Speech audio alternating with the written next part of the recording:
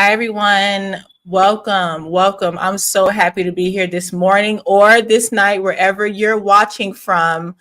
Listen, last night I had to cancel the show due to technical difficulties. Okay. And I just want to apologize for that and get on here and just talk or have a discussion about why it may be taking so long for some of you to be totally healed from NPD abuse or narcissistic abuse. Let's see. First of all, I want to say hi to everyone who's in the chat. If you're watching me right now, make sure you shoot me a hello. Where are you watching from? What you doing on this bright sunny morning? It is awesome and so beautiful outside. You just don't know. And I live up north. I'm originally from Florida, but I just can't stand hot weather. And I just love like the nice cool air, the cool breeze. Hello, Breezy. Hi. And hi to everyone else who's watching. Listen, so I wanted to talk about from Georgia. Okay, I know Georgia very well. I didn't like it there either, but that's neither here nor there. Anyway, I wanted to talk about why it may be taking so long for some of you, for some people, to be totally healed from narcissistic abuse. Why is it? Why does it have such a grip on us? Why every time we wake up, maybe we're thinking about it, you're thinking about what happened, you're thinking about this person, and you're wondering to yourself, how am I going to be totally 100% set free? Hi, Cynthia. Oh, Arkansas. Oh, nice. I've never been there. How is it there? Northwest Arkansas. That's lovely. And first and foremost, let's just say, how many of you, after this roller coaster of events, how many of you were in a state of, you know what, I'm never going to trust anyone again. I'm never going to, open up to someone again. Oh, it's beautiful out there. I believe it because I've never been to Arkansas, but I've seen pictures. And Breezy says I'm leaving GA. So I don't blame you. I couldn't stand Georgia. I did not like it at all.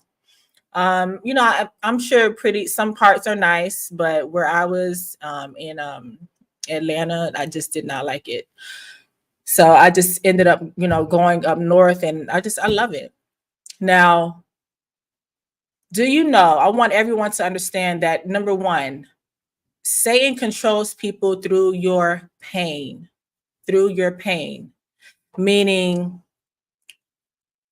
he will set up a relationship, a friendship, a dynamic where this person that you meet in your life, they are sent to trigger you. Okay. Now, you may know that you don't belong with this person. You have hints, especially when we're dealing with dreams a lot. And if you're new here, make sure that you are listening to my podcast on dreams. There's a 3-part series, and there's also the free school of deep revelation. This is all on YouTube. Okay. Make sure that you're getting caught up on that, because some of the terms that I use, if you're new here, it might not be so familiar, and you might be like, wait, what is she talking about? Let's see. So, for example, say will give you a person or set you up with a person that you think is from God, but is really not. And how many of you know that relationship couldn't have been from God, because God is not the author of confusion. He's not going to send you someone where, you're confused and you're isolated. You're going through mental, emotional, and sometimes physical abuse. The Most High God, the creator of the universe, he's not going to put his child, he's not going to put you in that type of situation. That is not approved by God. No matter what pastor says, I'm going to combine this marriage, and whoever put us under, the whole spiel that a pastor may give when they're reading off these vows. That does not mean that the Most High God himself put that together. Now, With that being said, after all of that is done, some people or some of us may have left this relationship saying, I'm never going to trust again. I'm never going to do this again, or I'm never going to be married again. And just speaking negativity, speaking negative over your life. That it was to control you.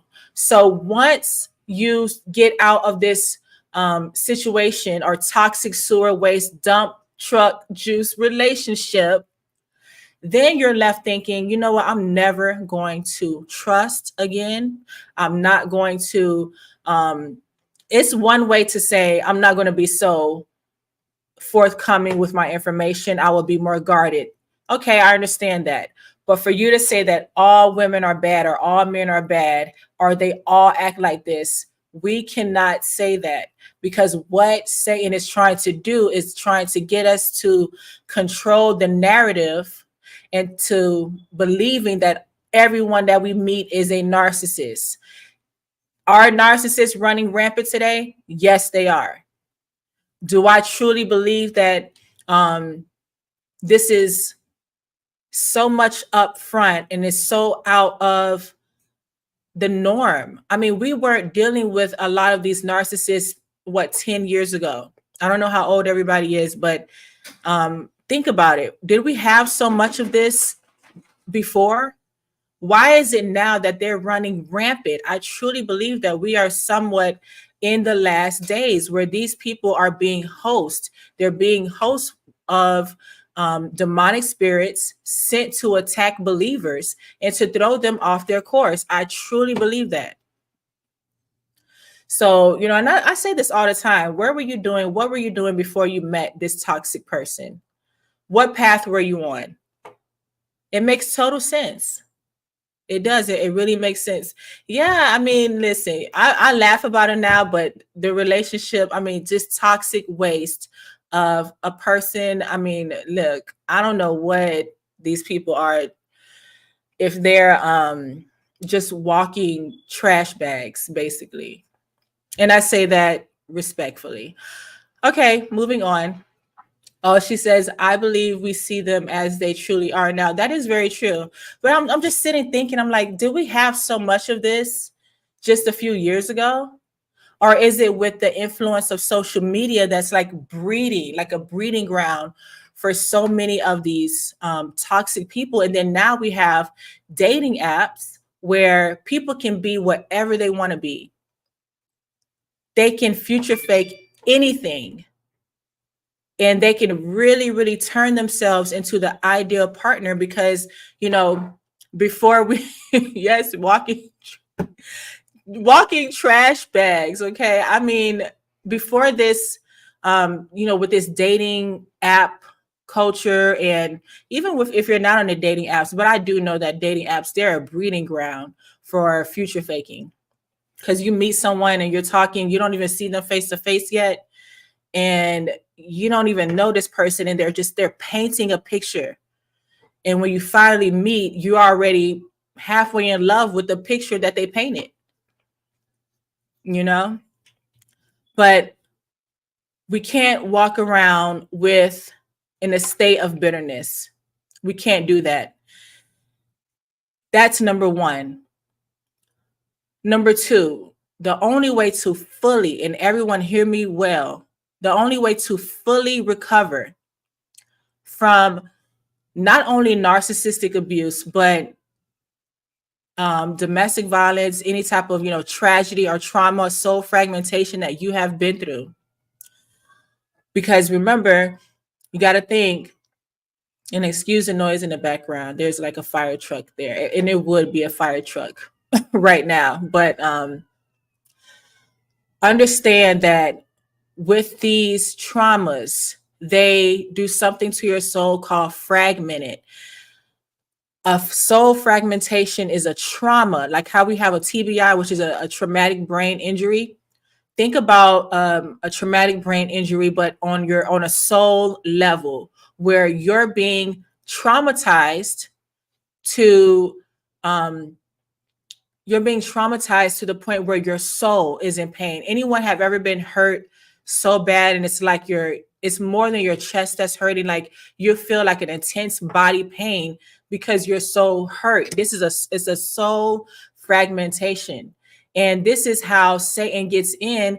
Oh, good morning, Leanne. Oh, she says the fastest way I ever met a narcissist was dating websites. What is a, and I really do think it's because you can't see this person first and you're halfway in love before you already meet them. I don't know, maybe if, because I can understand it, because we're in the age of online dating, right? And everything's online. So yeah, I'm sure it works for some people. But I always see like so many people that meet online and they end up just being these narcissists. But yeah, with the soul fragmentation, your core of your being is hurt. That is a tear in a hole. Or Dr. Byrne Zampano, he describes it as, you're having like a Swiss cheese, and there's holes there. And those holes, imagine that as being the actual trauma. And then once you have that hole in your soul, that is where Satan gets in and influences or fills up that hole with his beliefs, his dialogue, his rhetoric, his doctrine. Okay. And then the more you have these holes, the more you're walking in a world that is contrary to the Most High God. Now, the only way to fully recover is to give up. The only way to fully recover is to totally give up. And you have to recognize that this is a spiritual battle. This is a spiritual battle. This is a war, even on your generation, on your lineage. These spirits are the ones that set up these relationships. They have been, some people, and they've been in your family for generations. They've been setting up relationships or destroying relationships, giving you avenues to throw you off of your course. This has been going on for generations. That's why it takes a while to unravel generational trauma, and it takes a while to unravel the hurt and the leeway or the cause of all of this NPD abuse. Now, can it happen just overnight with one simple prayer? Yes, it can. Of course it can. But for a lot of us, this takes, even a whole year or two or months of constant praying, fasting, and recognizing that the battle is the Lord's, but you are his battle axe. That is in Jeremiah. You are his battle axe, meaning you are his weapon of warfare. You are the one down here on the earth realm doing the warfare, even though that the battle is the Lord's. I need to say that be careful of these people that are on the YouTube streets or the online streets that are saying, hey, pay me and I can heal you. Or, come to my $1,000 conference and you could be set free from this type of abuse. This is a den of thieves. Okay. This type of a prosperity gospel, which is a problem. It's a problem. The prosperity gospel is a problem because it's a doctrine that denies the power of the Messiah. Everybody got that? The prosperity gospel is a doctrine. It denies the power of the blood that was shed for us, that so we could heal. So when you have a person that says, hey, pay me and I can heal you, or pay me and you won't go through this anymore, what you're essentially saying is, I'm going to give this money to somebody and they can heal me through a back door. They can let me in through another way without Christ. You can't do that. You can't do it. You cannot buy your way into healing. You can't do it. Nope. No matter how many this self-help stuff, or, conference. I've seen conferences, thousands of dollars, thousands. I mean, I don't understand this. And then you may feel good for a moment because you're moving in a soul realm. This is when I talk about building the soul realm or the spirit man, we're moving away from soul power to spirit power. There's a difference. The soul man is constantly renewing itself. Spirit man is already saved and one with the Most High God. So your soul holds your mind, your will, your emotions. Okay. So you can tell something is a soul power influence by the way it makes you temporarily feel. Think about the narcissist. He spoke to your soul, or she spoke to your soul, because that was a temporary feeling. Real love lasts forever. That's a spirit realm love. A soulish love does not last forever, and you're only moving off of temporary feelings. Okay, so the problem with the prosperity gospel, or someone saying you can pay your way through, that means they're giving you another way to heal that is not have the Messiah involved, and that is not what we're going to do. That's not the way. It's not the way. You cannot pay your way through this. Okay. Now, this is not knocking anyone that has these conferences or that has these types of $1,000 coachings and things like that. Yes, I coach people one-on-one. Do I charge them thousands of dollars? Definitely not. Like, come on now, really? Seriously?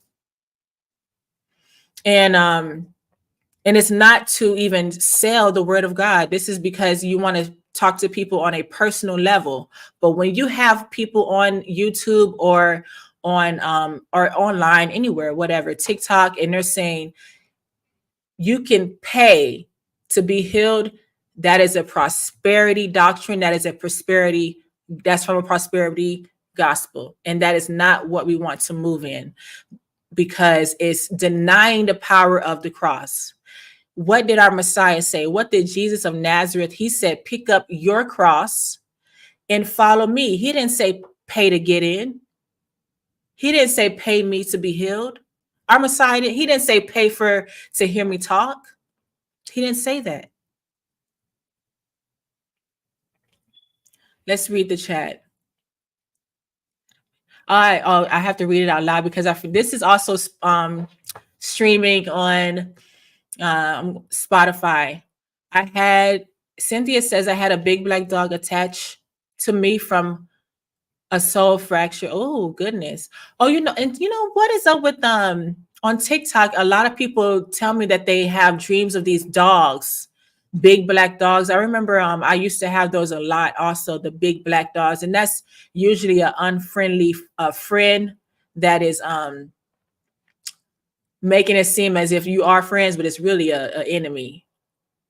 It was attached 23 years and was physically killing me. It was attached between my shoulder. Oh my goodness. Wow. And that is incredible that you even recognize that, because so many people have these physical attacks. And I don't know if anyone has seen my testimony on Touching the Afterlife with Narcology and Julie. I had physical sickness, illness when I was with the narcissist. And I truly believe that just me being attached to this person, it gave leeway for a spirit of infirmity. And it was trying to take me out. It didn't take me out. But I was on the brink of death. I really was. And I felt the breath come back into my body. And I'm so grateful for the Most High God. I mean, I can't even tell you. But to take up your cross, Jesus said, pick up your cross and and follow me, not pay to get in. Now, when you say take up your cross, what does that mean? It means that you have to suffer as Christ did. Where does it say that to be healed, I need to go to a person and let them heal me in a different way as opposed to what Christ did? Christ says to pick up your cross, meaning we have to suffer as he did. This is why I have such a problem with someone who's saying, I have a solution for your problem, and come in and pay me, and I'll tell you this wonderful secret to your healing. And stay away from people who are trying to give you these types of rituals to do. I can't believe it. People are telling people to do straight up, basically witchcraft rituals, cutting all type of things and put them in your home and think, no, stay away from that. Christ said to pick up your cross and follow him. That is how you expedite your healing. This is how you do it. I'm a living testimony to it. Millions of people are living testimonies to this. There is only one way. There's only one way. You can't get your way through a back door. And this is not just with NPD abuse. This is not just with that. Okay. So I wanted to come in here and talk to you about that, and say that I'm also going to be streaming again, because I know that we missed last night's show due to technical difficulties.